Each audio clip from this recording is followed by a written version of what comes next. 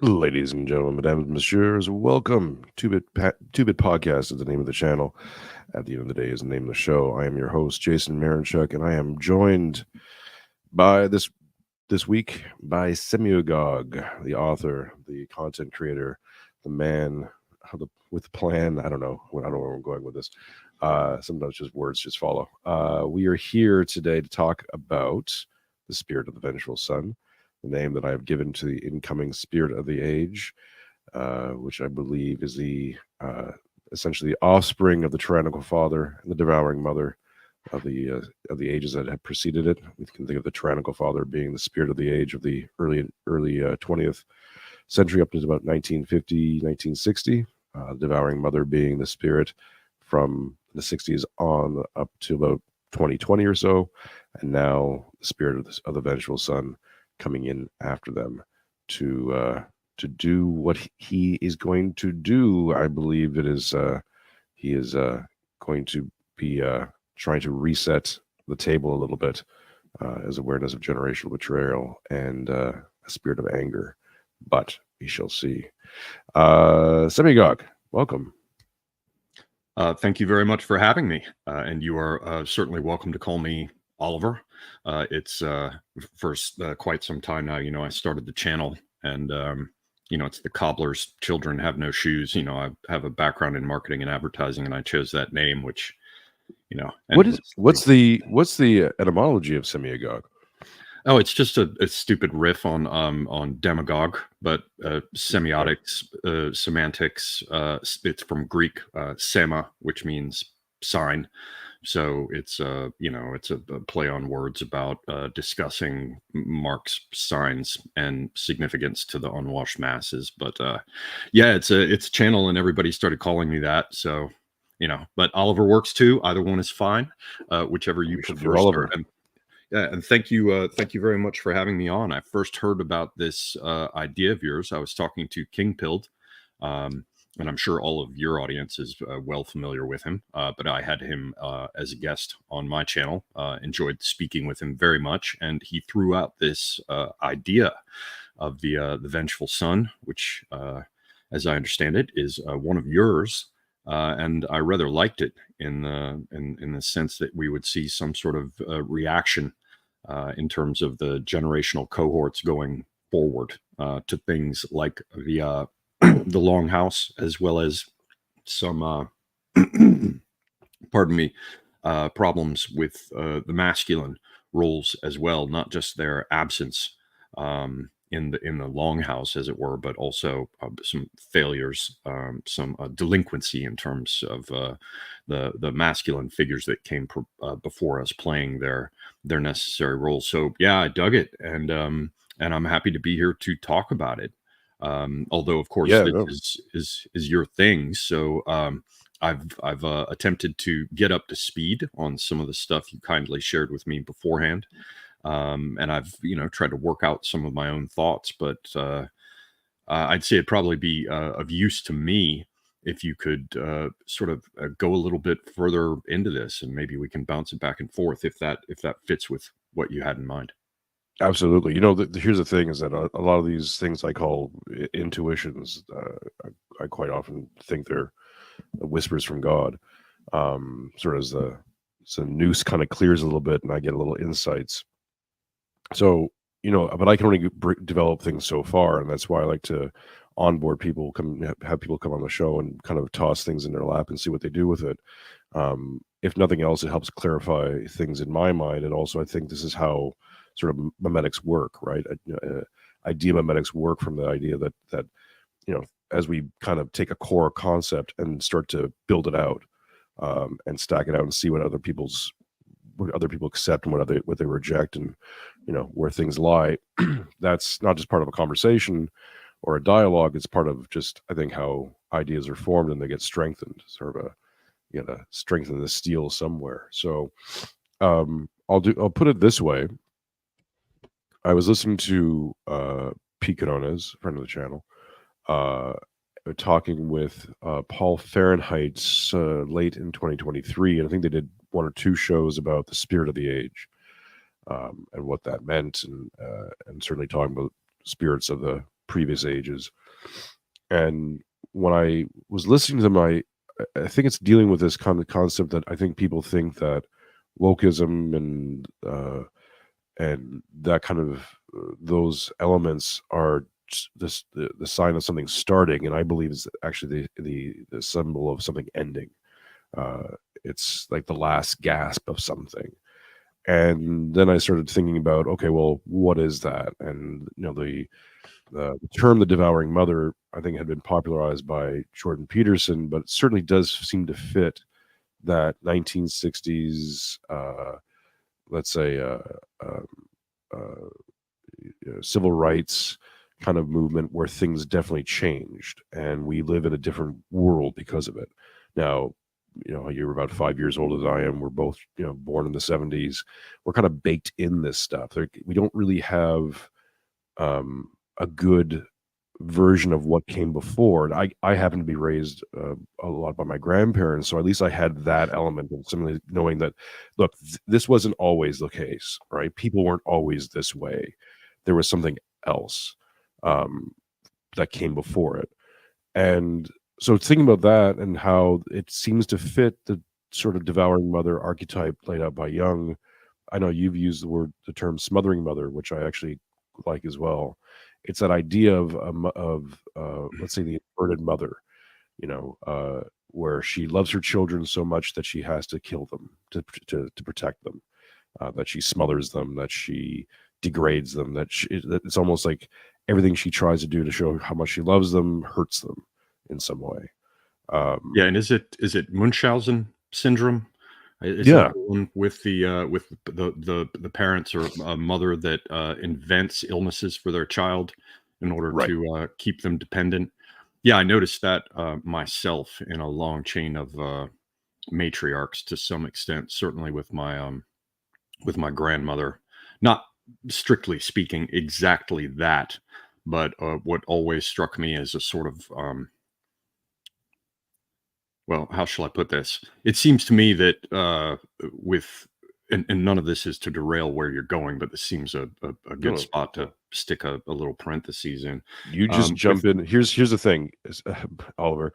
You and I both like to talk, so it's gonna be a lot of just jump in, man. We'll elbow our way through this conversation. Don't worry about it. Go Excellent. ahead. All right, it's what we call jaw jacking. Yep. Yeah. So with my late friend Tim used to reflect on the fact that with men there's sort of one major arc, um, attain manhood, attain admittance to the hunting and war party, whatever of male society, um, kill the dragon, rescue the maiden, establish your bloodline or kingdom, and then maybe throw in some of the difficulties towards the end of life with like a King Lear or something, where your children are shit and it's all falling apart around you. But anyway, it's one sort of arc, and with women. And I bring this up as I'm sure you're well aware, but for the audience, so that it's not so that we don't make it impossible for them to follow. The basic idea here is that there's some sort of collective recapitulation of individual psychological processes. So if we're going to examine a phase or a time where women come to the fore and feminine concerns come to the fore and come to dominate certain aspects of life and behavior and discourse, it would seem to make sense to give some attention to female psychology, as it were, and or archetypal shit related to females and the feminine. So unlike men, women seem to me, and again I credit my old friend Tim about this, for this, they seem to have very distinct separate lives, and they're associated with certain phases. And they get laid out as a Hecate trimorphos, threefold Hecate, or the idea of the maiden, the mother, and the crone. Or if you want to be, if you don't want to bring up their crow's feet and piss them off, you can say maiden, mother, matriarch. But the point is that they're distinct phases, and they entail some sort of complete and utter forgetting, some biologically determined forgetting of that which came before. And I don't mean strictly in the sense of, oh, I forgot that I was once a teenage girl or a virgin or whatever. What I mean to say by that is that there's a transition that's so complete. I mean, women are just in general the victims in some respects of their bodies and their cycles. They'll be like, "Shit, I thought it was my body, but it's changed radically just over the course of one, my luteal phase. Holy shit, oh, I'm crampy and I feel heavy. Their bodies will change around. They'll be like, shit, my breasts are getting small, my breasts are growing. What the fuck? They are subject to their physicality and to their physical processes in ways that I think are necessary, but they're also different from what we're accustomed to. And so as they move through these phases, they sort of wipe the slate clean. I had a line in a poem once that I wrote where something along the lines of, the promises that bind the maiden never bind the mother because someone else made them. And you'll often see in marriages, a woman's like, oh my God, I love the cute little way he gets on and gets off. And oh my God, he's my dream boat. I love him. Let's get married. And then she becomes a mother and she looks at this guy and she's like, who is this piece of shit? Because there's an entire restructuring of all of it. Anyway, this moves on with menopause and the idea that you move out of that cycle of motherhood. Well, motherhood would seem to me to be something that has its reward as well as its challenges. And you must become, as a woman, the centerpiece of your child's attention. And you have a bond with that child that is, difficult to compare to any other bond, or impossible, I would imagine, to any other bond that one has. And so the idea that the child would leave the nest, that the child would eventually, that you would have fulfilled your function, and in so doing, you are no longer a mother in certain ways. I mean, at the same time, obviously they're a mother always, as long as they live once they have a child. But there's certain explicit aspects of the role and the relationship that necessarily must change when the bird leaves the nest. And so I think a part of this aspect of the feminine psychology, whether we're talking about the smothering mother or Munchausen by proxy or whatever it is this unwillingness to let go of standing in the golden light of this most intimate and close relationship, and so they don't want to let go of that.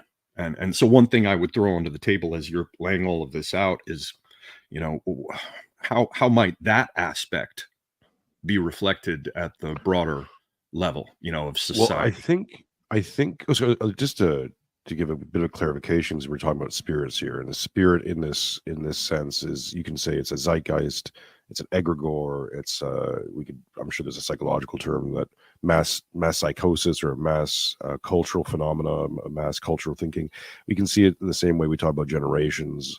The general spirit of the age is this sort of like a way of looking at a time period and seeing how people are seemingly motivated by similar trends, both as psychological, spiritual, and otherwise.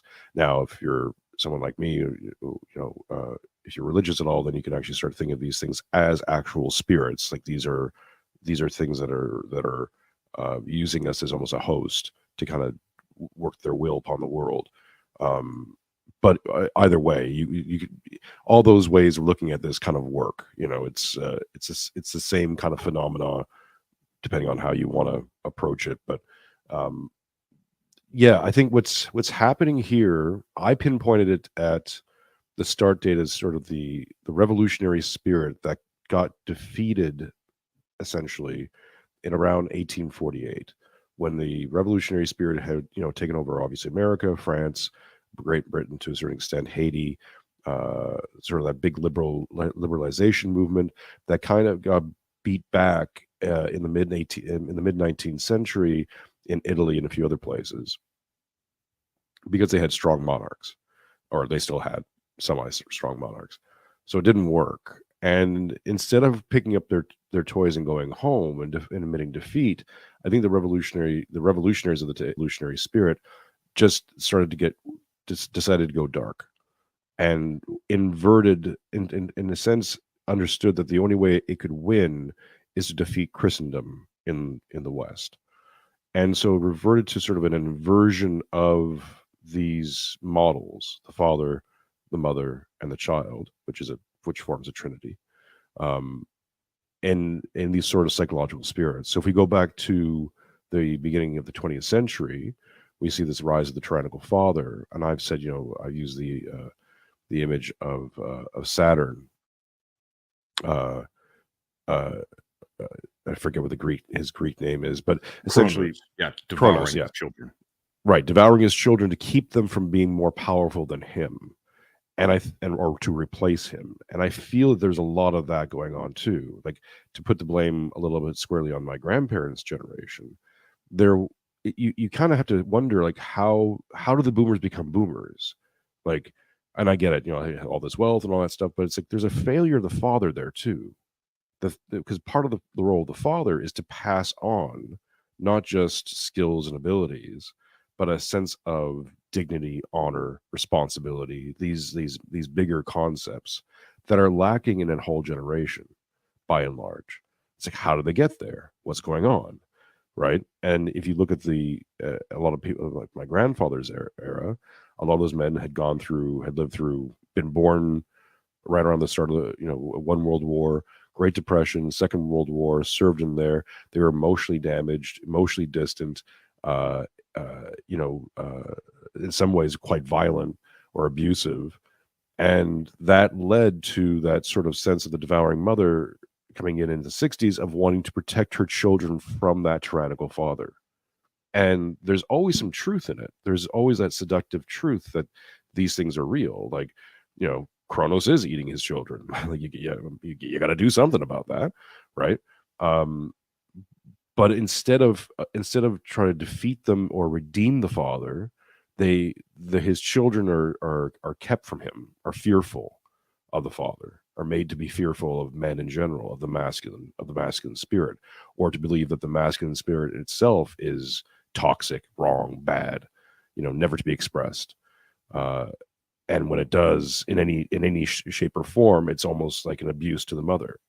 So this is setting the stage to where we're getting to now, where a lot of men are waking up with a belly full of betrayal, and they're kind of putting these things together, maybe not formally but informally in their head, and they're getting angry because the natural expression of their self is being both slandered and made illegal.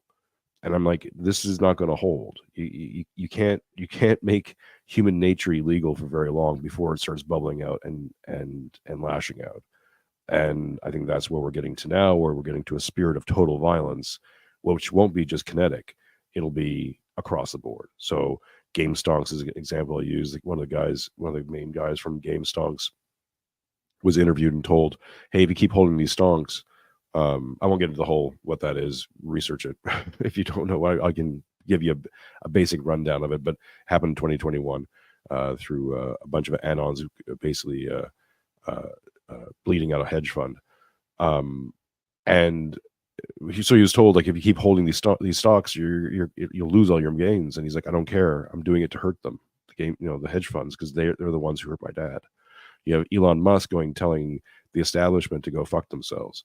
You have, there's multiple people now just showing up and going, yeah, go fuck them. Like, this is going to be a symbol of the vengeful son. Like, no, fuck you, I'm doing what I'm doing. No, fuck you, this is, we're going to take it over. No, fuck you, I'm burning this down. No, like, this is the thing I think you're going to see for the next 50, 60 years, that animating spirit of, no, fuck you, we're taking it back.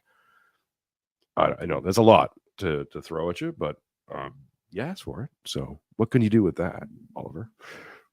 Well, the first thing I'd think about is this idea of the role of the father in terms of conveying things across generations. And yeah, certainly they have a role, and a major one. And they deal with what I like to think of as saying no.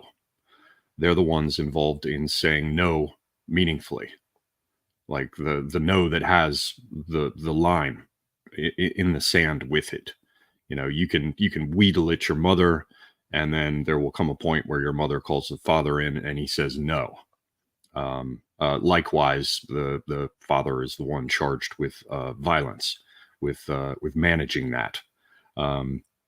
And so I don't mean in any respect to suggest that they don't have a key role. But the thing is that the men tend to die. And by comparison, the women tend to live and live longer. And so you see a certain role for females. You could take a look at the higher pitched register or whatever of females, the more crisp diction when they speak. Serves as a model for the children learning language as they grow up when they're small. It's easier to understand than, the bass rumblings and mumblings of males, by the same token, you see this sort of carrying over, not just with language, but family traditions and culture in general with older women. They as a friend of mine put it to me once long ago, it was old women who wiped Alexander the Great's ass when he was born. And, when he was on his deathbed, poisoned in Babylon or whatever it was, they were wiping his ass then too. So there's this aspect of women as these caretakers who live longer. And as a consequence, there's a whole range of things, a whole range of like bluster and nonsense that they're just not going to be receptive to in the same way, because they've got this sort of long vision. And so in some ways, I think that there's a failure on the part of the women as well. I tend to be someone who thinks of them as having a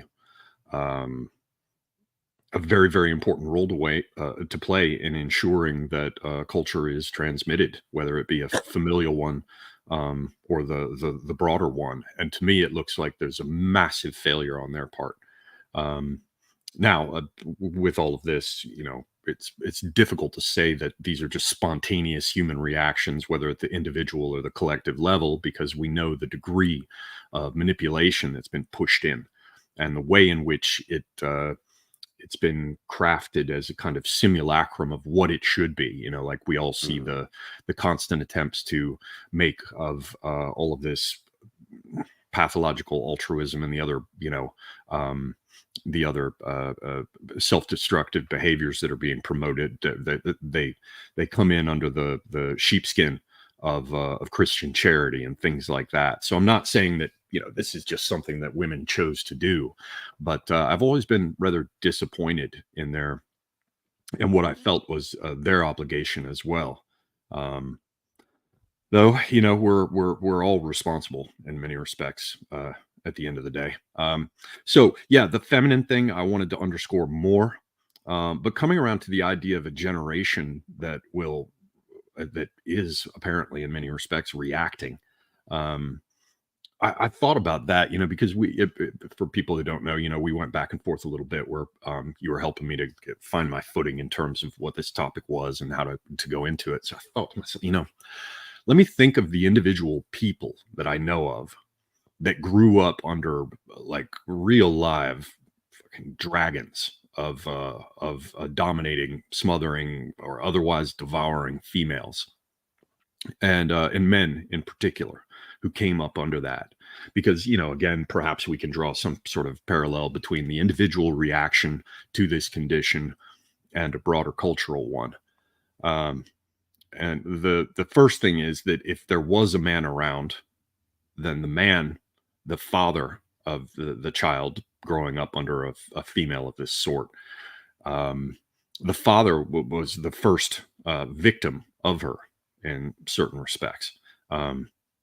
And so there you have this role model that the child looks at like, holy shit, either she devoured him, crushed him in divorce court, took everything that was his, drove him off to the outer fringes, or he sits there as a sort of castrated representation of what not to do for a young man. But far more commonly, I saw men or boys who grew up under this, boys later men who grew up under this, they're growing up basically with a single mother. Because the first phase of the woman exerting this kind of dominance is either to make the man a genuine non-entity or for all intents and purposes one. So, what are the types that come out of that arrangement? And one of them that I think is very common is a type of homosexual. I distinguish. There probably are people who come out oriented in that fashion, but I think they're a tiny minority. I think the majority of them are reacting to something. I think it's all psychological and spiritual, yeah. And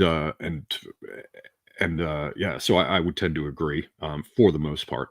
And I see two types. One is where the father is so inaccessible that in their attempts to internalize that figure and deal with their past and their history, it begins to exert a kind of glamour or fascination that draws them in and takes the full focus of their erotic, and by erotic I mean technically eros, the projection, identification, and attempt to re-internalize. That becomes a focus. That's one type of homosexual, but the one I have in mind is the one that turns to men because the female that they sought motherly attention and affection from was so I hate the word toxic. I've vowed never to use it. Is so poisonous, because that's all toxic means. So poisonous and so vicious that they simply fled the domain of having anything to do with women and focused on men instead. So there's one interesting angle on where men deprived of a proper male role model and suffering from the smothering or devouring mother go, and its particular type of homosexuality, which whatever we can say about it, I think we can both probably agree that it's not healthy. Let's even skip that. Let's make it more value neutral. Not that I'm against calling homosexuality unhealthy, but it's not. This is all the jargon of today that it's not healthy, it's toxic. It's not a time-tested route for, as the male archetype, to carry society forward, to carry men forward in terms of their responsibility to each other, to the broader society, to their families and their children.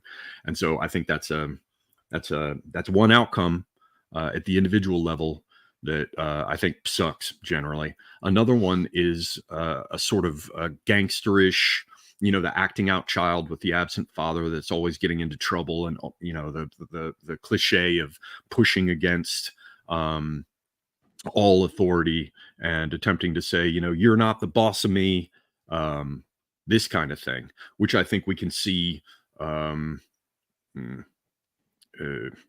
What is the word?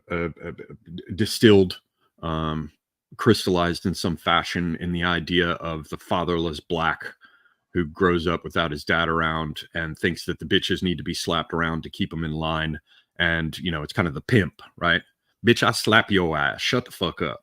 This right. This and the abandonment of their children too. They keep siring children and abandoning them.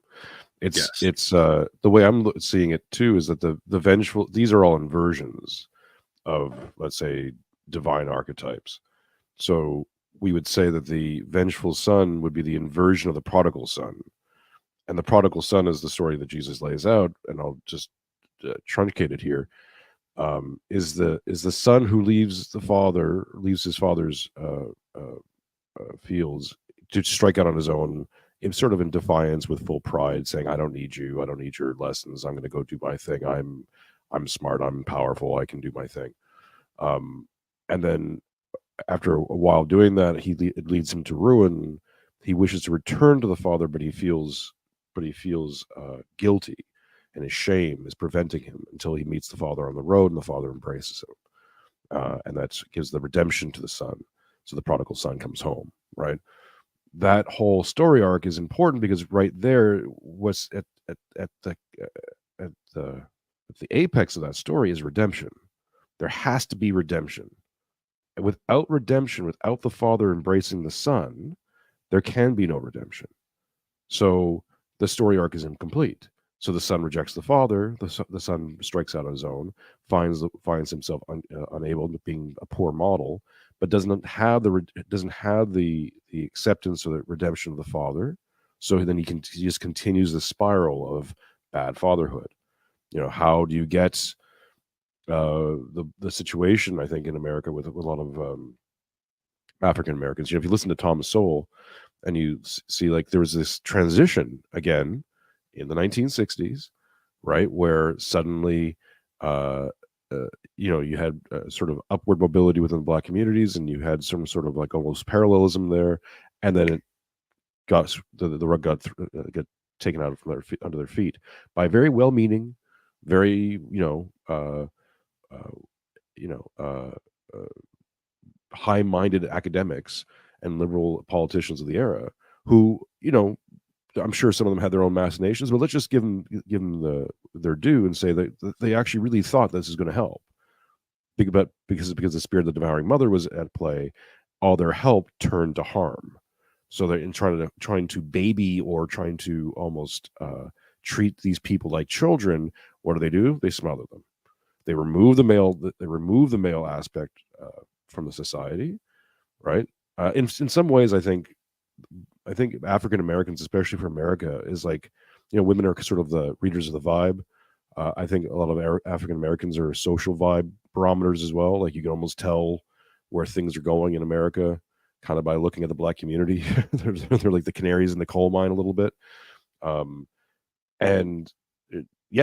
removal of the father from in Black communities was disastrous, absolutely disastrous.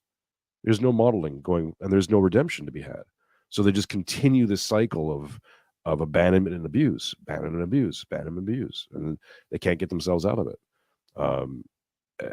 They even, to the point where they even start to reject positive models, or their positive models turn out to be Bill Cosby. Whoops. It's like it's a hard road.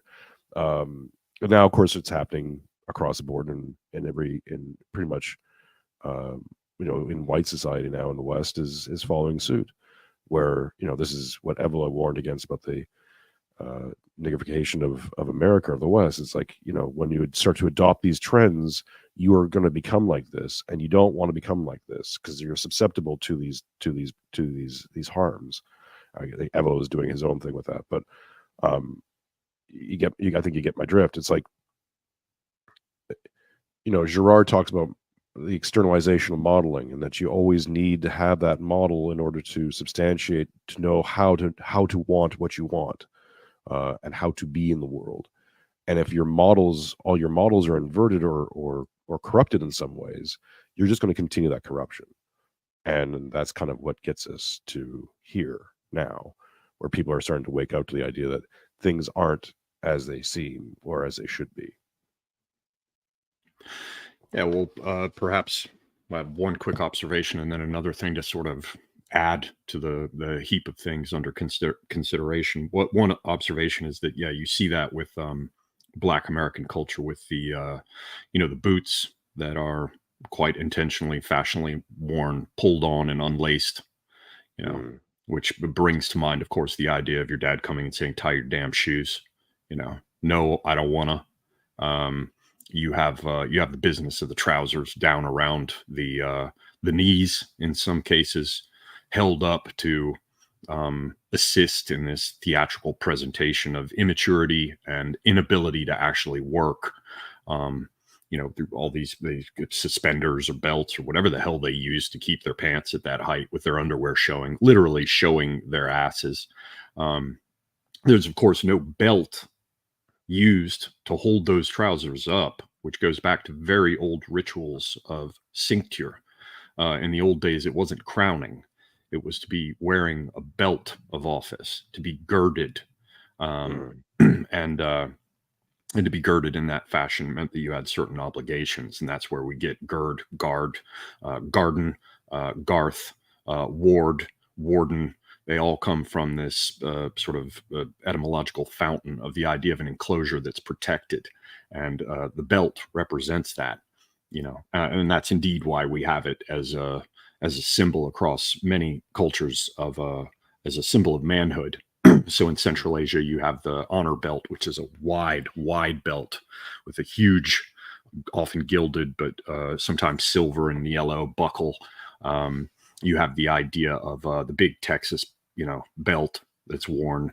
You have the idea of the trophy and title belts for the fighters who win them at the end. And you even have the imposition of the Western tradition of the belt on Eastern traditions, where it's not native, so everyone's like, are you a black belt or a brown belt or a yellow belt? None of those people had any damn belts. That was an innovation to show ranks and grading and progress, hierarchy based on merit and manifest ability. All of these things are gone.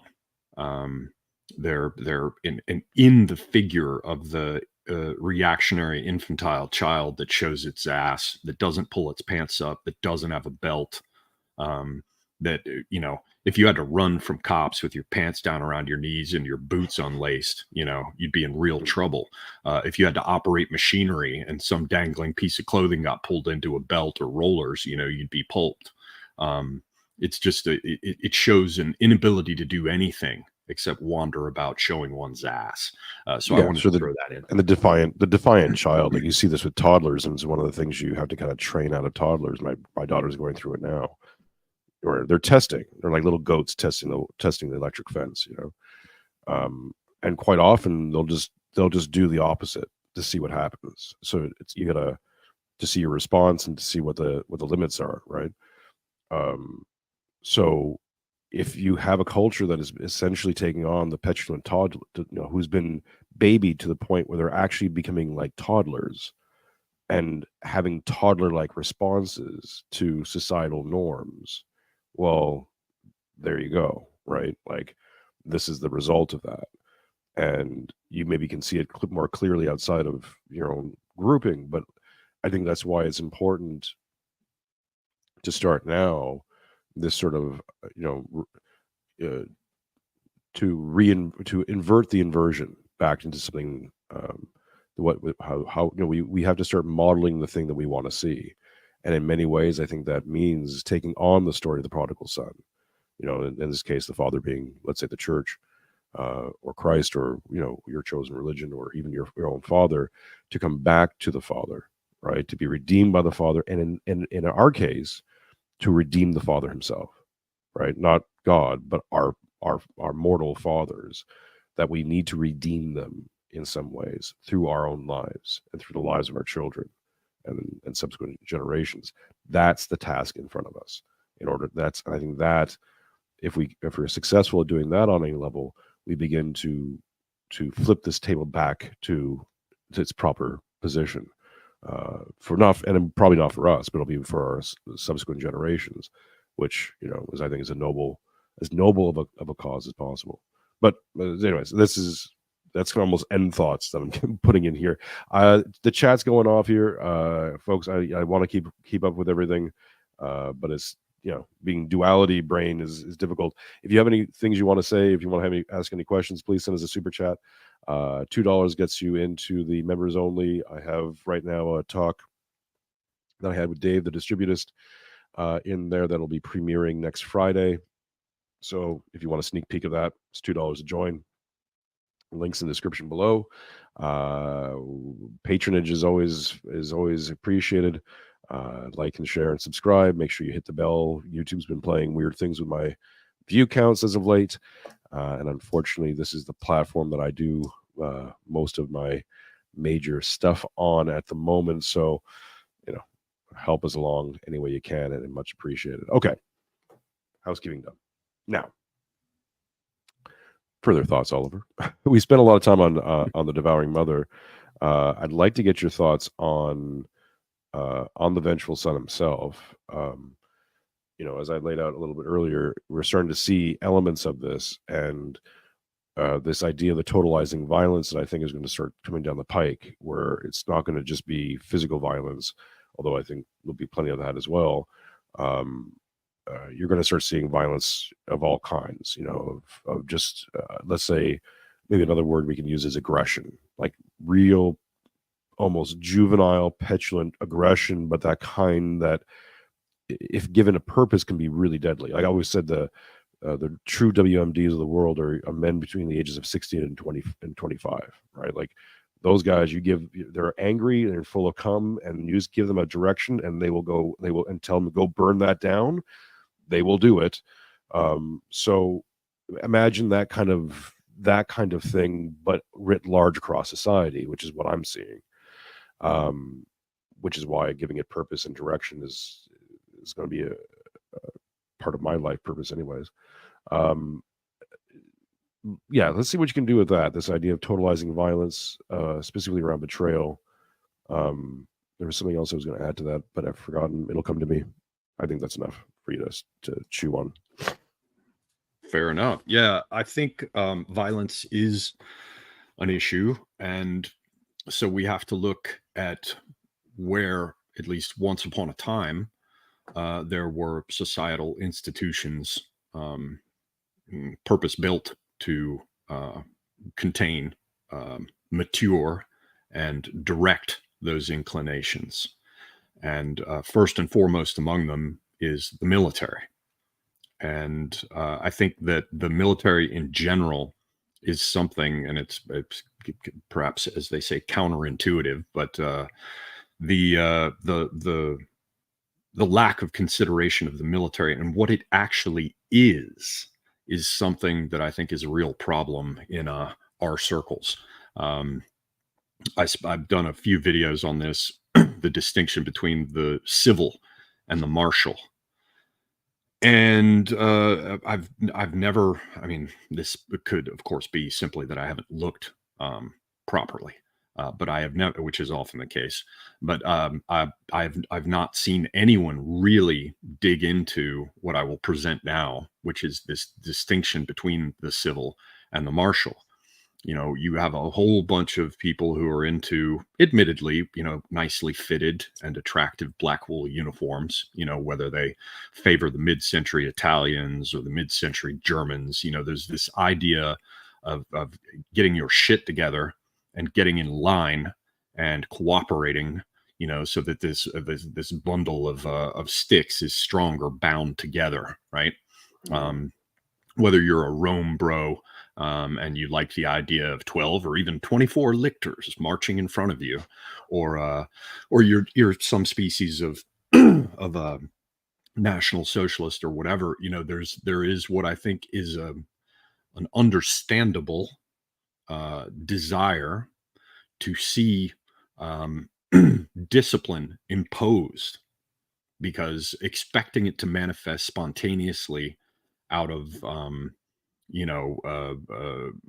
sending people to what are they, Waldorf schools or whatever, it doesn't look like that's going to work. And increasingly, as things get worse, the argument for being able to come in and say, no, we're going to impose order, and that's final. The sort of masculine role of saying no. The people are very interested in that idea of collectivism, of a de-emphasis of everything that makes you a special snowflake, and you say, get in line now. And so I very often hear these people, and again, it's understandable to me, at least to a considerable extent. They say, no, what we need is to get rid of this whole mess of liberal institutions that has gotten us here.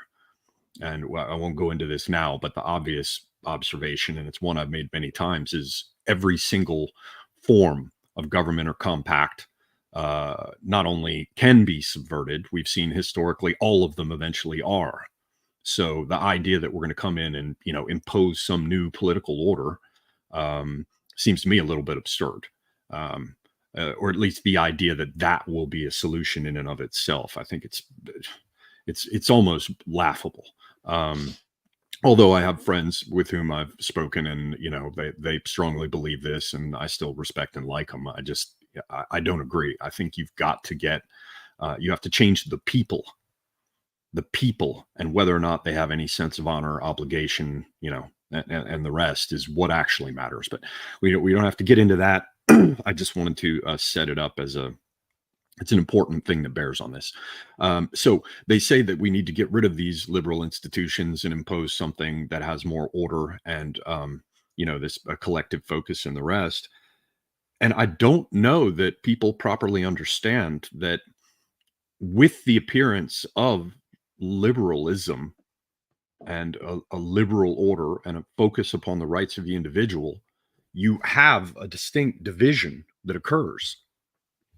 And what you have over on one side is this sort of break glass in case of fire set of institutions that manifest as martial law when necessary.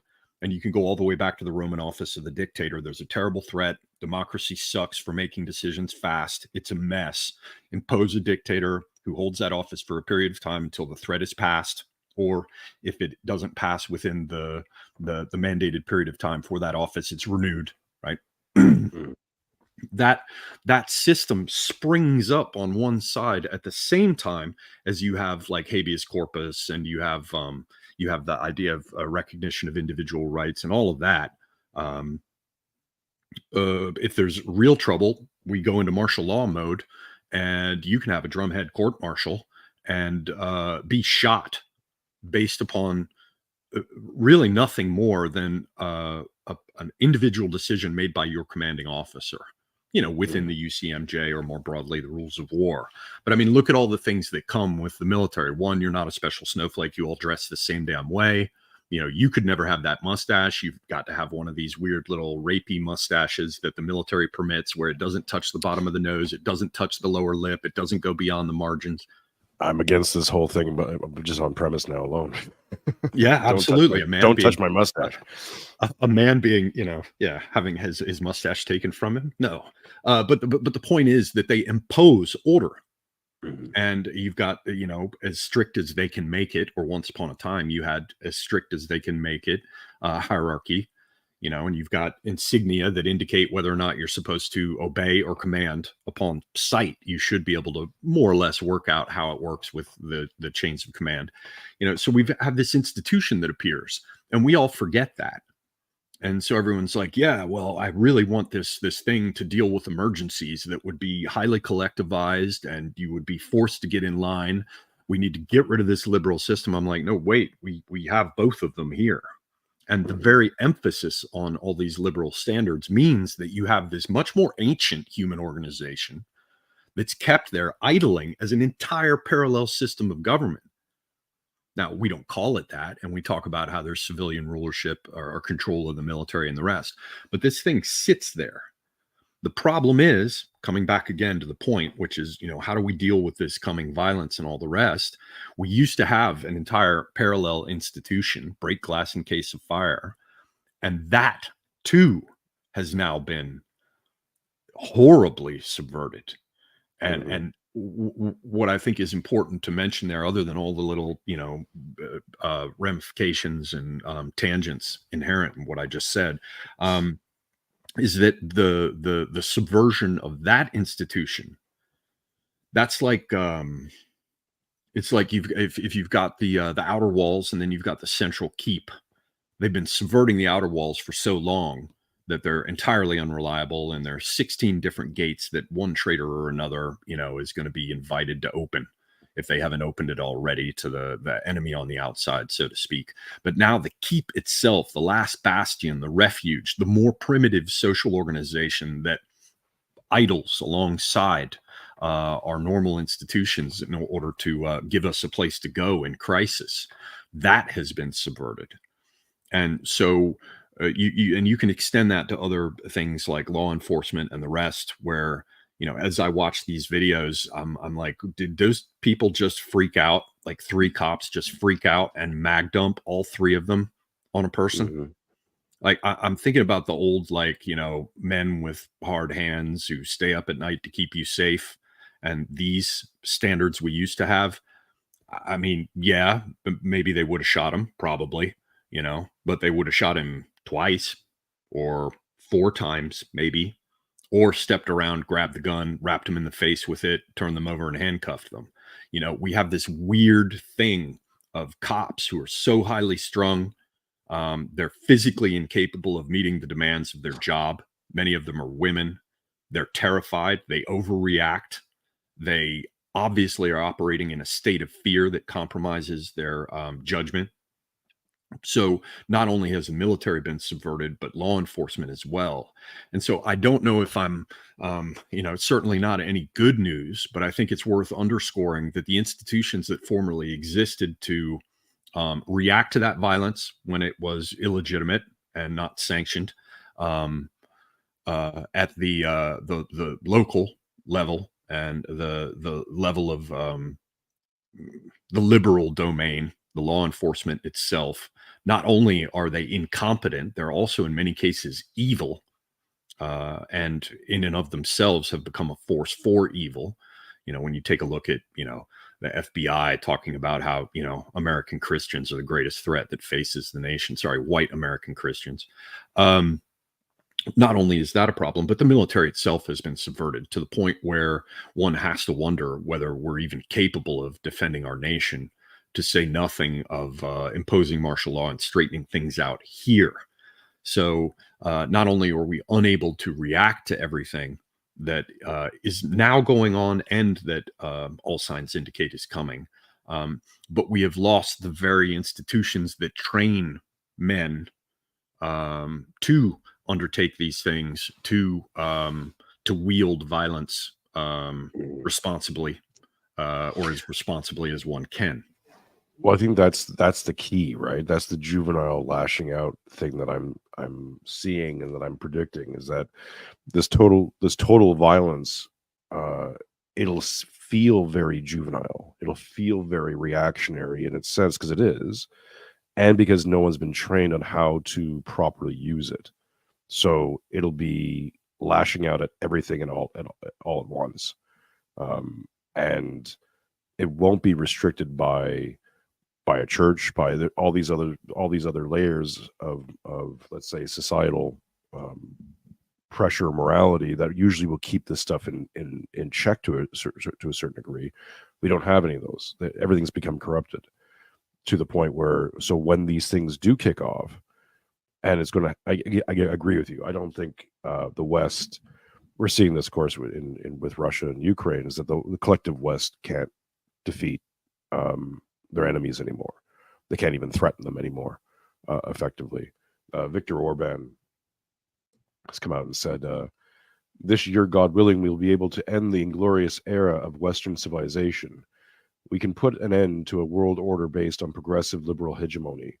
My friends, the progressive liberal world spirit as it is has failed.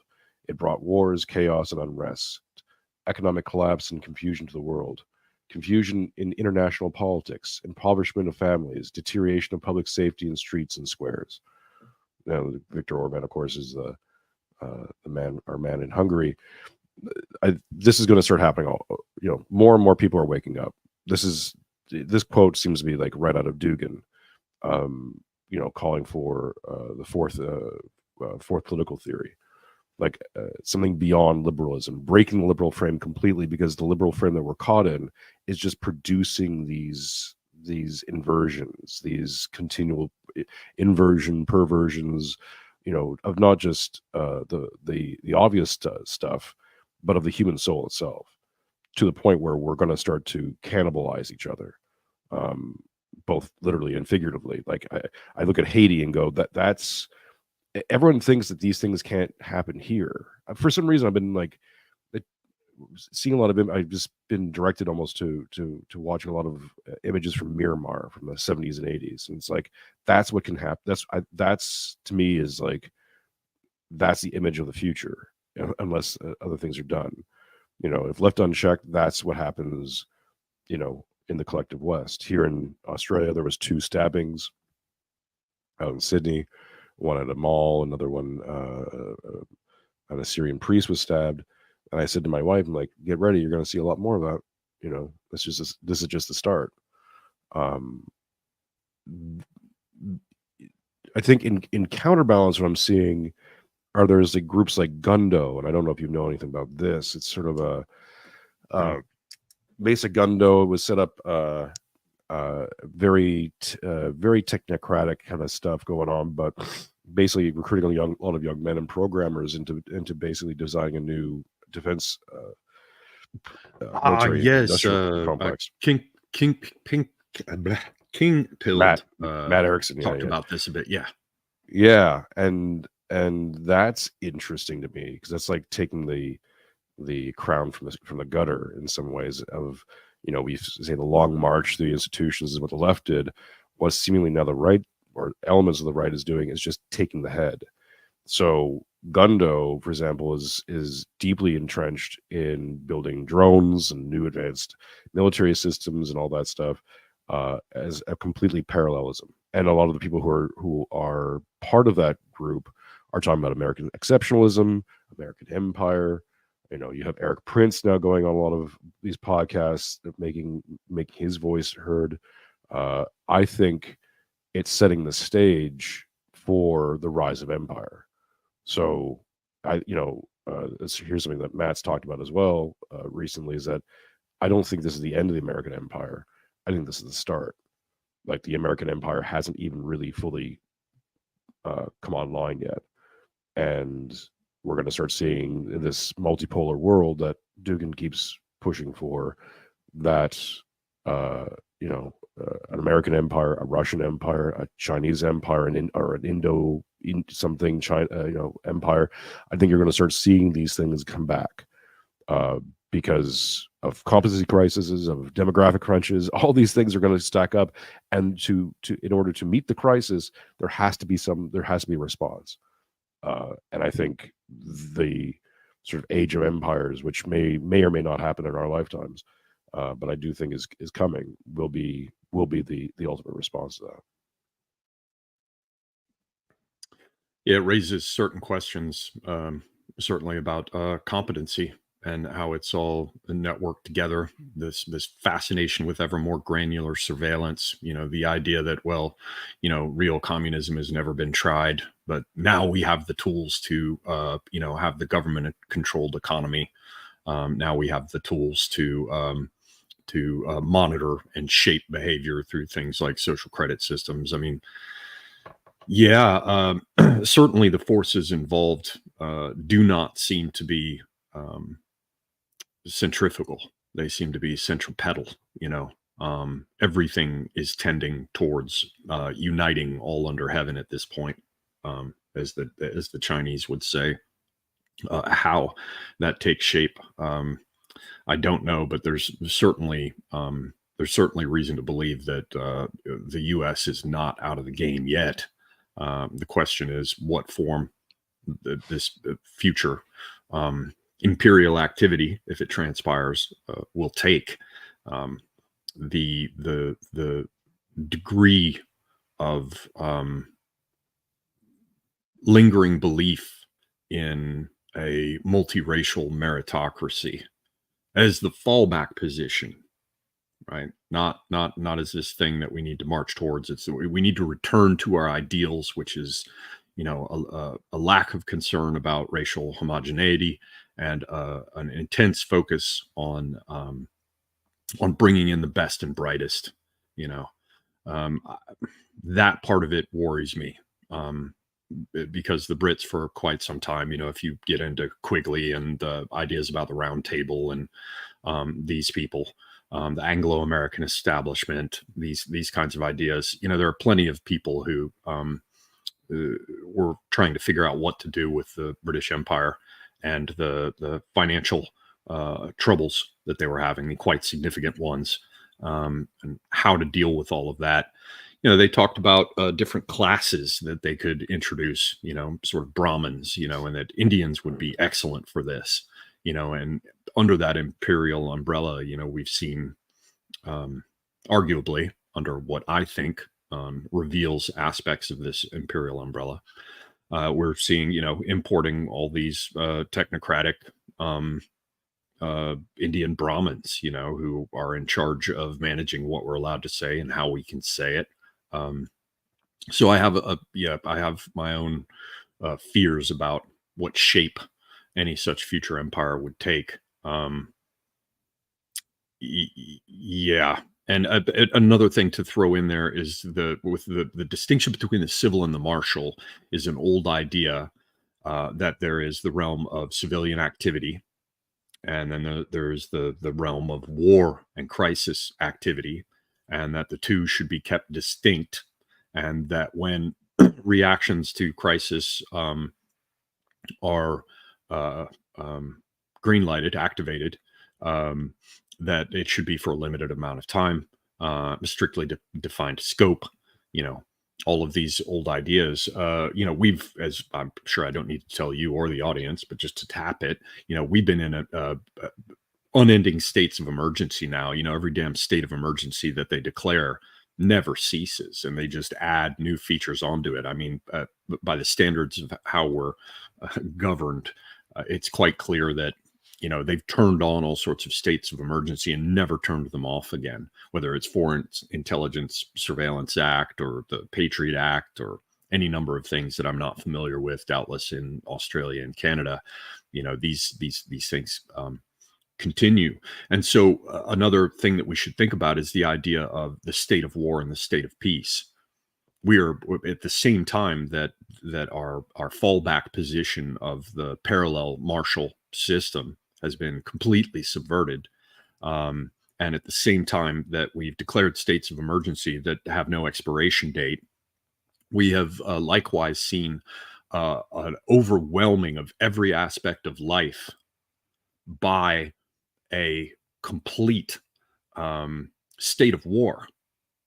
And if you've read Sun Tzu, there's quite a bit there that, to me anyway, seems to make it clear that it's like the workbook for the Tao.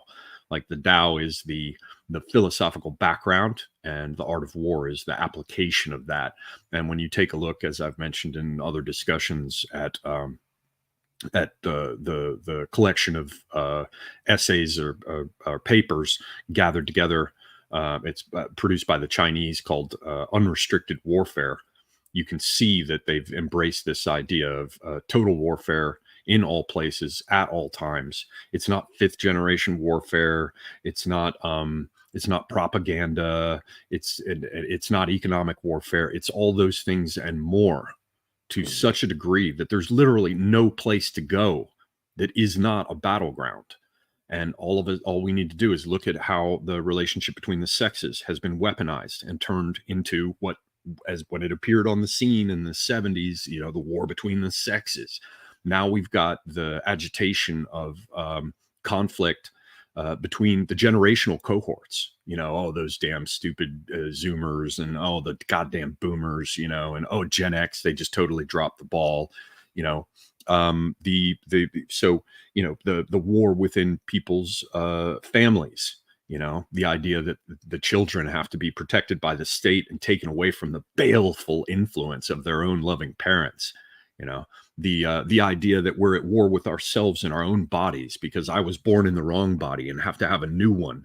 We're gonna, I won't say that on YouTube, but yeah. So we have a number of ways in which, in fact, endless ways in which, unrestricted, unlimited ways in which everything is a war now. There is no non-combatant. There is no area where you're behind the front lines, where soldiers can be sent for R&R. Everyone is subjected to constant warfare at all times, with all the stress and difficulties that entails. So that's another thing to consider against this background of our empire.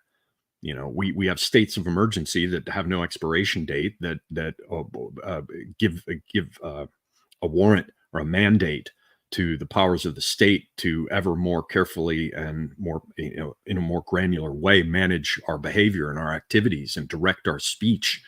I don't even know that childish acting out, or even on a massive scale, is going to be sufficient to shatter the sorts of impositions that are in place. And I likewise, I'm not particularly sanguine about the prospects of a counter elite dismantling all of these systems of surveillance and control simply because they're so useful. I mean, who's going to come into power? Whether it's Donald Trump and Vivek Ramaswamy and the Theo Mafia, or some new generation of the Justin Trudeau, Hillary Clinton, Obama, Biden types. I don't see either one of those groups saying, "Oh no, we need to back off on this a little bit." I don't even think people are fully conscious of the fact that we are at all times, in all places, in all ways, in all aspects of life, subject to ceaseless warfare. I don't think they even realize it. And so, as a consequence, my vision of the future is bleak. See, my vision is very, very hopeful. I think it's a matter of where you put your attention and where you're looking. Because I think we have more opportunity now than we have had in maybe 120 years in some ways.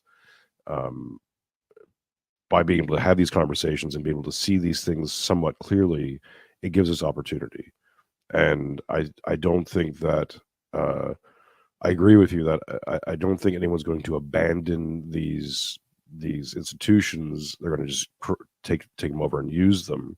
And I'm not saying that the Peter Thiel group or the Donald Trump group or this group or that group is pro us, but I also think that they're going to be dealing with so many different fires and so many leaks in the dam that we can start to make moves that will, I believe, will enfranchise us and our people for generations going forward. Futures are, yeah. And the need for competency, I suspect, is a part of this picture you're envisioning. It has certain requirements, period. And to put the things in place necessary to produce competent people and a competent military, it is going to have to amount in some respects to a rolling back of certain things that will be in our favor. Sorry, I didn't mean to cut you off. No, but I think that's key, because part of the problem with the Vengeful Son that I'm remarking is it's going to feel good, and it's going to drag a lot of people into it. That sense of violence, that sort of like tear it down, take it over, that juvenile lashing out, is going to feel good, and it's especially when you start seeing the people we don't like, bad things happen to people we don't like or groups that we don't like. It's going to be like you're going to want to champion it a bit. The true test is to not fall prey to it, right? To not get sucked into it, to at all times be presenting itself as like, no, this is just a continuation of the old order. This is the continuation of that inversion, and the inversion is bad. What we need to do is invert the inversion back into something that is just good, the good, the beautiful, and true. If one of the other concepts I talk a lot about is civilizational capital, and building civilization that we don't live in a civilization anymore because of this competency crisis, because of sort of almost a bankruptcy of capital. We need to generate it and invest it correctly and wisely. And you can't do that when you're just lashing out and acting like a petulant teenager. The one thing that gives us leverage, and the one currency we have, is human capital. And human capital, I would define it as time and attention. And in this case, competency too. So if we can attract the competent people and say to the powers that be, is like, look, you're going to have to deal with us because we have the competent people. You don't. Like, all you have is a bunch of spurged out children high on meth or whatever the hell they are, right? Like, deformed and mutilated kids running around with a belly full of anger and disgust. You can't work with these people. Like, what are you going to do, right? Your planes are still going to fall to the sky. You can't. Your trains will not run on time. In fact, there will be no trains.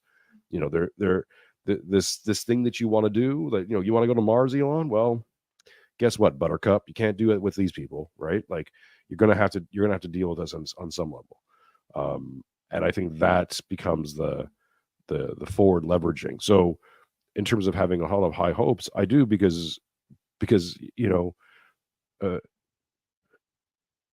think you and I and people like us are in a position that we can talk to the plebs. I can talk to a plumber. I can talk to a farmer. I'm not some highfalutin guy with a PhD who's coming in snooty, like I'll scoop the shit along with him, right? So in that aspect, it's we're going to need more and more of the people like that to get on board with this, to offer other models and other ways of being and other options. Yeah, and to keep our shit working.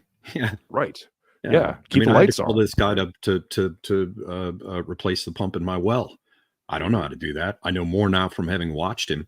But shit breaks down when the dude, and I got a great connection to be able to get chicken manure for my garden, But those people literally keep everything working. I'm so happy that they did not learn to code. Yeah. Yeah, because you can't eat code, unfortunately. Oliver, we're coming up over the hour. I'd love to keep you for much longer, but I have to get going on some stuff as well, and I don't want to keep you indefinitely. But if I could keep you for a little bit longer, that'd be great. I think we're kind of in that end zone of talking about what to do and how to do it. I know there's a lot of talk now, especially in our circles, about the male-female divide, and because we spent some time, of course, talking about the devouring mother, sort of, how it's seemingly enfranchising women, but also harming them at the same time. Obviously, the deleterious effect on men can be seen. As we're entering the spirit of the new age, I don't know if you have any thoughts on this, or if you've shared any thoughts on the current, sort of Lord and Southern types threatening to bail on the far right because if they're being too mean and all that stuff. I don't want to discount their arguments completely, because I everyone has a point, but I guess maybe we can end on this: the importance of men and women in, let's say, the dissident sphere getting along and finding ways to do that as we move forward. Because I think that part of that inverting the inversion is going to come down to proper relationships and restoring proper relationships and roles between the masculine and the feminine. Yeah, I absolutely agree. And yeah, I did a tweet about it at the time, and I'm not claiming any kind of moral high ground, because I jumped in and heckled and did the rest myself, as is this seems to be required by the platform. Yeah. But I did attempt to offer some sort of mature view, which is, women are going to be women. God love them for it. And our responsibility is to love them anyway, and recognize that and that doesn't mean all of them. That means our woman, to whom we have hopefully we have consciously recognized that we are making a lifelong commitment of responsibility, because without that, there is no oath, there is no foundation, there is no basis for anything. But the point is that our woman is someone that we must love anyway, regardless of how womanly they get. And that we have to understand, most importantly, that will make it better for us, better for them, and better for everyone. It's not some vain indulgence. It's the bedrock of literally everything. And I mentioned earlier that the institutions that we once relied upon, in this case, I mentioned the law enforcement, and I mentioned the military, but there are many other examples, and it would be foolish of me not to include the churches, and our government, and any number of other institutions that have all been subverted to a greater or lesser extent, usually a greater extent, almost universally a greater extent. There are many of these institutions that have been shattered. And, a lot of people spend a lot of time thinking about how those institutions can be reconstituted. And I think my own best guess, right? This is, I'm a fool. God loves children and fools, so I'm still here. But I am nothing but a fool. But my own best guess for how to deal with this, how to deal with producing the right kind of people, which comes to my, old a thing I mentioned earlier in the discussion about how it doesn't matter what the system is. What matters is the quality of the people, because they will improve whatever office they occupy. They will resist being degraded by the worldly demands of whatever office they occupy. They are the bright future. The institution that allows us to get a better class of people in here. There's an old Lester Maddox line where he was an old governor of Georgia, and is considered to be a terrible racist. And somebody came to him and said, "Look at what's going on in our prisons." And he said, "Well, we're going to keep having this trouble until we get a better class of people in there," which is sort of a two-pronged statement. One is that better people to administrate and control it, but that there's a quote-unquote better class of people who belong in there. So how can we get better people? How can we not tackle the subverted institutions that are beyond our control as the first order of business, which is very, very important? We need to do things that will allow us to see some success that will build morale and bring people into the funnel of this societal change. And also, how can we ensure that we have a better relationship, not only between men and women, but, as is central to this whole thing that you've been discussing thus far, a better relationship between parents and their children and successive generations. I think the key to it is a God-given institution that is within our own power, that is immediately within our power. And it is the oldest human institution. It is the household. It is the house. And you can think about, like, the House of Habsburg, or the House of the House of Bourbon. You can think about how houses are associated with a place, so that over time the house would become enough of an institution itself that each of the successive generations were seen as a product of it.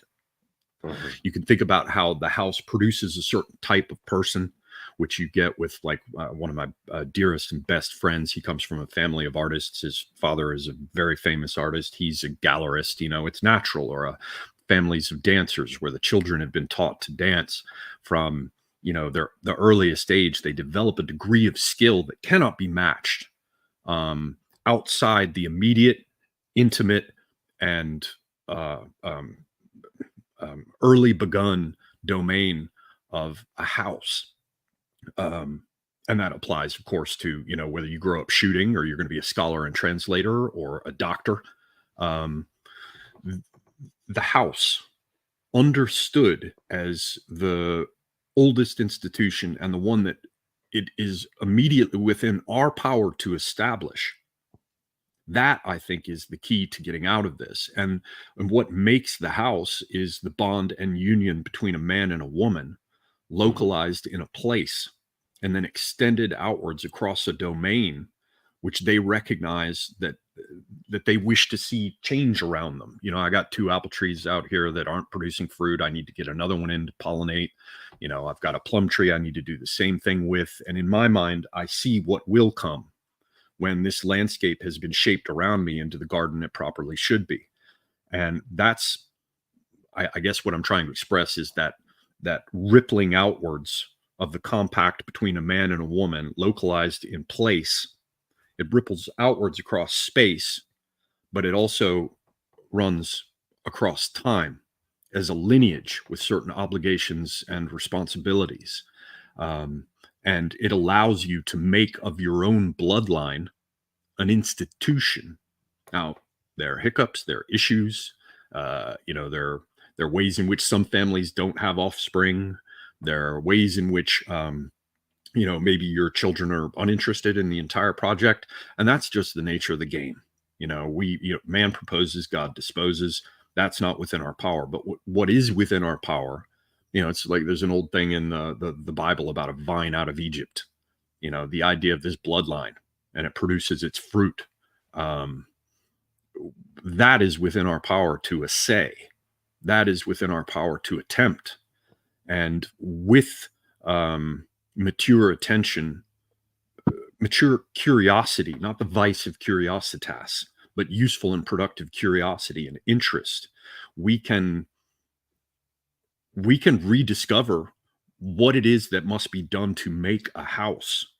And this technology, this oldest technology, the identification of people with a place, of a building with the respective rooms and chambers that are themselves intended to create certain types of behavior. What would happen if we focus on house and household and we said, you know what? I'm sick of this bullshit of a living room that is for anything but living, where generally we sit in front of a television and life passes us by. What if we refocused our attention on what places must be set aside within our private domain for different activities that will make subsequent generations superior to those that preceded them? You know, these kinds of things are very much of interest to me. And again, I'm a fool, but my best guess at this point for how to deal with the fact that we cannot yet tackle the larger institutions and correcting them, that it's outside our power, but we don't wish to do nothing. You know, how can we build morale by undertaking something we can do and seeing that act of reaching out with our own hand to shape reality around us and having that affirmation of saying, yes, we can. How can we produce a better class of people? And how can we deal with the tension that exists between men and women? I think the answer is the house, because women truly in their hearts, I believe, the ones of any quality at any rate, they want to make a house. They want to make a bloodline. They want to feel safe in their home. And you can give them their ring of keys, which they all demand, that they will wear on their belt. And remember the legend of Bluebeard. If you want to take a woman, see to it that she, and it's an old Northwest European tradition, it's grounds for divorce if she does not have a key to anything in the house that has a lock. That's the requirement of making a household with a woman. It will be her immediate domain that you protect. The best you can do is to, set aside an office for yourself, a man cave, a weight room, whatever it is. Recognize that that's a part of the process. Embrace it, because we can't change it anyway. Work with what God gave us, and focus on the house and household, I think, as our best potential path out of this mess. Yeah, no, I totally agree with you. You know, part of when I started talking about the civilizational capital stuff, and maybe we'll get you back on to do a whole show about that at some point. One of the things I keep saying is that, you know, people are looking at cities, and when they hear civilization, they just automatically go to the biggest thing.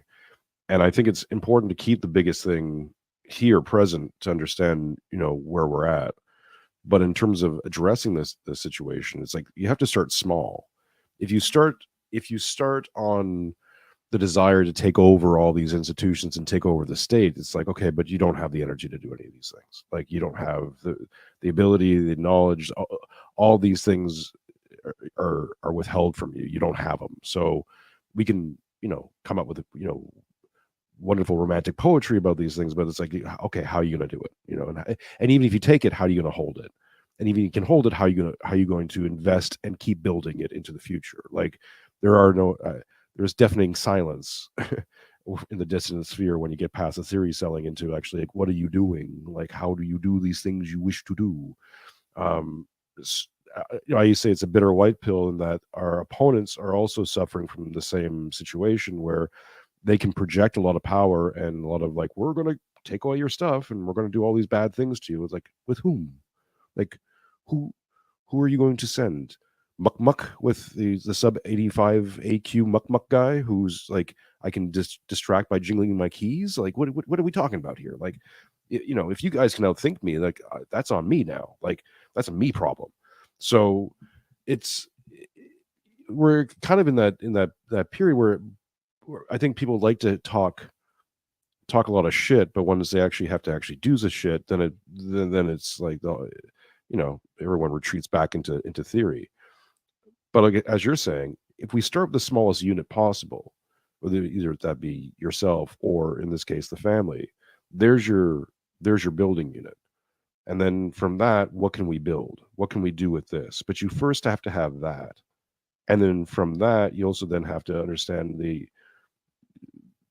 your importance and your role, and the need for sacrifice within that unit in order to protect and promote it, right? So I think that's where we kind of get stuck. And it's a very simple thing, but it's a very difficult simple thing, which is meaningful sacrifice. You know, when do I what sacrifice is needed? What do I have to give up, or have to eventually one day address in order to protect my family here and give them the most fertile soil to grow? And that might, I've always had as an open question in general, but to anybody, but it's like, would you choose something that would disenfranchise you today, but would enfranchise your child or your grandchildren, tomorrow? And I think there's a critical question, because I think a lot of people want their cake and eat it too. They want their order that would serve them and make, put them in a position of power. I'm like, yeah, but what if that system you're proposing is diseased and will only create harm for your future generations?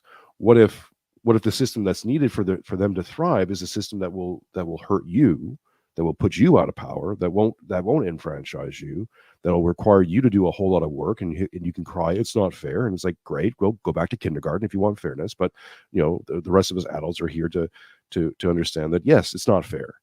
Great, good, have your feelings, now get on with it. And if we're going to get on with it and we're going to build something, then it's not just building something for me. It's, who the fuck am I? I'm 47 years old this year. Like I'm closer to the end than I am the beginning. Like, I could be gone tomorrow from a stupid heart attack or who knows what, right? But it's for my daughter. And even substantiating these ideas and putting them out there, hoping that people like yourself and others who are hearing this can use them to build and do things with. And this is why I don't take complete ownership of it. It comes from me per se. I put the words together to create the mental pictures to offer it out to the world. But I want other people to do things with them, because I realize that my time on this earth is limited and has an expiration date. But these ideas can populate and do things beyond the limitations of me.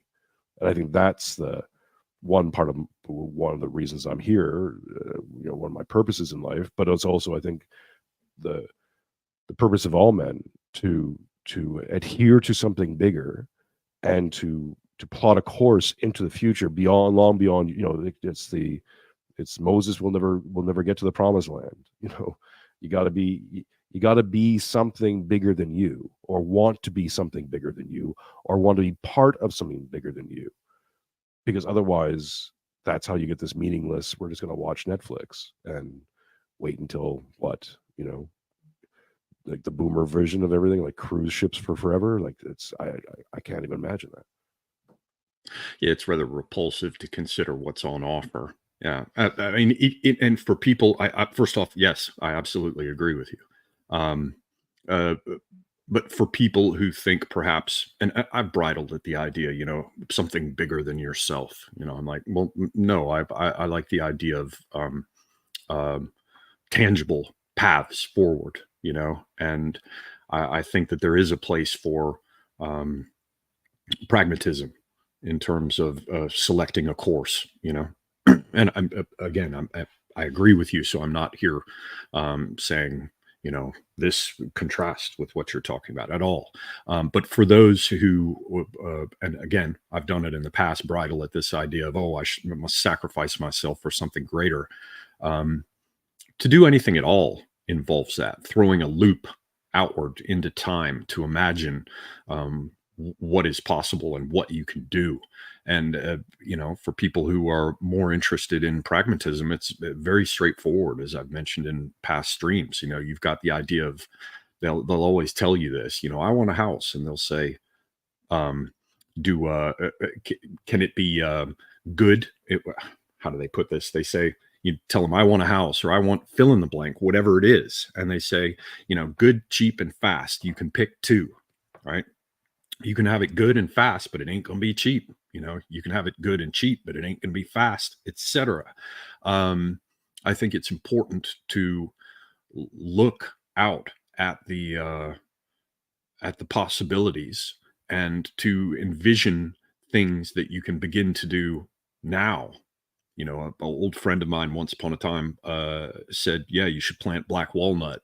And it was a metaphor of sorts because, you know, a black walnut tree, you plant that thing and, you know, produces exquisite wood, beautiful wood, and black walnuts if you can deal with the tannin and cracking the damn things open. You know, the nut meat can be quite nice. But if you plant black walnut, you are unlikely to enjoy the fruits of that tree. It takes time, you know, so you have to look um, at the horizon and imagine what you can create.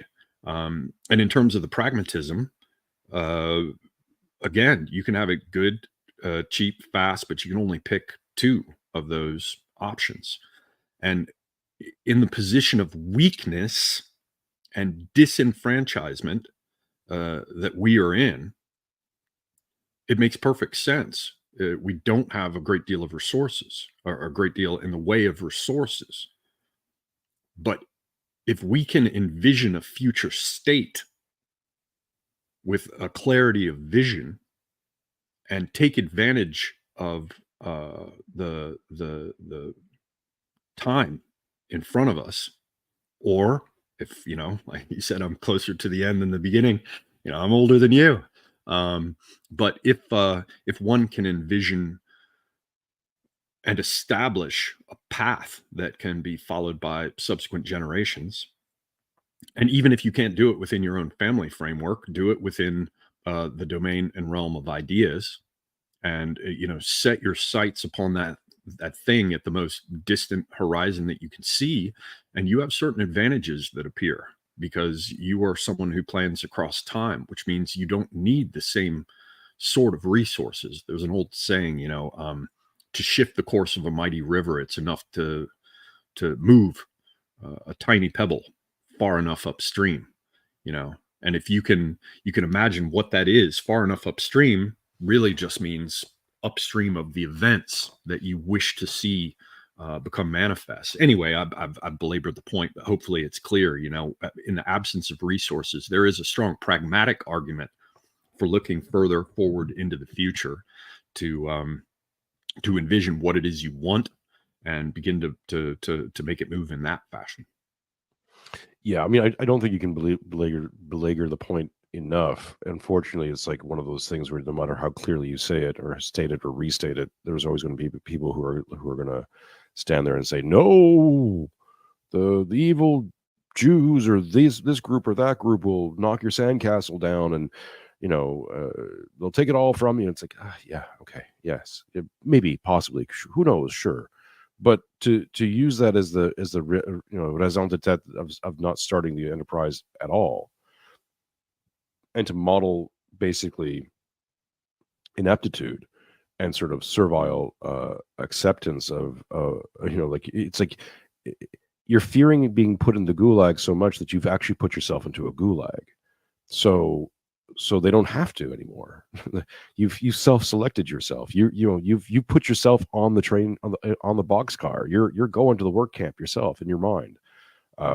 You've given them all your power. You've sacrificed everything to them for nothing, and not even for the attempt, not even for at least the honor of being able to say, I tried. You know, I think that's going to be on my headstone. Basically, it's going to be like childish cowardice. Right. Exactly. You know, and I think that frustration and that resentment is a critical part of this inversion. That liberalism essentially is, I've called it a Gnostic factory. I think it's also just, it feeds on resentment. It's always that it's in the name, right? To liberate yourself from something, it means you have to be oppressed on some level. And the oppressed are always resentful to their oppressor. It's a natural state of being, like that. You know, we can't almost fault someone for feeling that on some level, but you have to be able to redirect that and use it in a positive way. If you don't, then it just becomes infantile and like I said, you know, as we were saying before about toddler-like behavior, they just start to invert things. They just, you know, become contrary for contrary's sake. You know, put on your shoes. No. Why not? I don't want to put my shoes on. Like, well, just put your shoes on. You put your shoes on yesterday. You're gonna put your shoes on tomorrow. Why you don't want to put your shoes on today? No, because they're being told to put their shoes on, and they're just saying no to see if they can get away with it. It's not rational. It's not reasonable. It's not. It's neither good nor bad. It's just it's a state of being that we all go through. But you got to get that trained out of you, or realize that instinct to say no, which is a good thing to have, has to be done at the right times in the right places. That the no that contrarian instinct with your shoes is incorrect, but that contrarian instinct might be vitally great or very important at some other point when they come to you and go, well, now you have to do this other thing. And you're like, no, I'm not doing that. No, even I'm at the sorry. cost of my wealth and position, or even my life. Yeah, there are certain places where, and I don't welcome them. You know, yeah, God keep it far from me. But yeah, there are circumstances where you have to meaningfully say no, and there's the whole idea of obligation in general. You know, your point about liberalism, the idea of liberation, the really nihilistic stance of believing that whatever circumstances that you find yourself in, if it entails being constricted or bound, that it is something that you must resent and free yourself from. I mean, I mentioned earlier the whole thing of guard, garden, warden, ward, girdle, gird, all of those things, the protected enclosure, the space that is protected, and the idea of a king with a ritual of cincture. He's belted, and it is that belt that holds the sword to which he has recourse at his waist, right? And that is the sword of justice, right?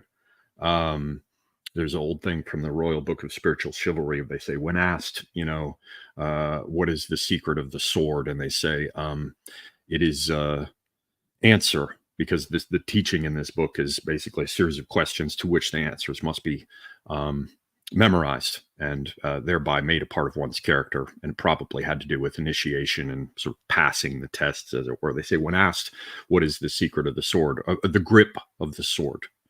And they say, answer, he who takes up the sword without justice and righteousness in his heart deserves not to grasp the hilt, but to be struck with it. The idea is that only from a true obligation, which means being bound. The belt is nothing but a part of traction systems. It's to harness an animal to a thing that it must carry, which is its charge or cargo. Again, we're dealing with etymology here. To charge someone with something is to put a weight upon them that they must bear and carry. The cargo, the thing that goes in the carriage, all from those roots. And the rings and belts of binding are what symbolize obligations. So when the Roman Empire was worth a fuck, the symbol of citizenship was an iron ring of obligation. Mm-hmm. It's only when they became, effeminate and moribund culturally, I would argue, that they began to parade with these gold rings. And that aspect of obligation, whether it's expressed as the circlet of a crown, the circlet of a ring, the circlet of a belt that binds your waist, in all cases, it's to be girded, which means to be obligated and bound to protect that which is within the enclosure. We don't seem to recognize that that is the basis of marriage, and that is the basis of forming a household, which is going to be something that you guard, and it will be within the garth, which is what distinguishes the garden from everything that's outside of it. And your family become your wards, and you protect them. And the symbol of that obligation is the ring that you bear. And so to come back to the idea of the house and the household, and a vision for the future, and the possibilities of bloodlines, and the way in which perhaps we can address this intergenerational chaos that currently manifests as the vengeful son. Yeah, my best guess, in agreement with you, is manly obligation and the recognition and undertaking of one's charge, which is to make a home and make it fit for a woman and for children to exist within, and to come up and provide us with the brighter future, the one we envision in the form of our children, with that we seek to assist and equip with everything that they're going to need to survive this circus and perhaps improve it. Yeah, redeem the father by, but let's say this point, we move forward, we become the father by redeeming the father. The king is dead, long live the king. Exactly. Let's end it there. Oliver, Semiogogue, thank you very much. Tell the good people where they can find you, where they can find your work. We have to do this again at some point. Yeah, this topic or something else. Whatever you like. It's been a pleasure to speak with you, as it was when I was talking with Matt. From everything I can see, you're both great guys. I enjoyed very much speaking to both of you. And yes, in future, whatever you like, as long as it's something I can run on about. For me, people can find me on Telegram under Semiogogue. You can find me on YouTube, certainly. And I have an old channel called A Safer Space, which is still out there. You can go and find a good bit of content there. Some of it, time sensitive, it was about current events, but there's other stuff that wasn't. So Semiogogue, as well as A Safer Space on YouTube. You can find a lot of old stuff on BitChute that was duplicated over there, mirrored, and that I have had in the past to take down from YouTube for various and sundry reasons. And you can also find me, and I hope you will, over on Twitter or X. So Telegram, Twitter, YouTube, BitChute, Odyssey as well. So yeah, that's me. Thank you again. Thank you for everyone for chiming in. Thank you, chat. Thank you for everyone who's been subscribing, liking, sharing the channel. Growth is always nice to see. Of course, since I do most of my business on YouTube, it's a tenuous situation at best. We try to thread the needle as best we can, and so far it's been working. But follow us on Rumble, follow me on Twitter as well. All the links in the description below. Again, thanks, Oliver. Stick around for a little bit. We'll do the outro, and we'll talk again to you folks soon. I always forget to get the brand up. Okay.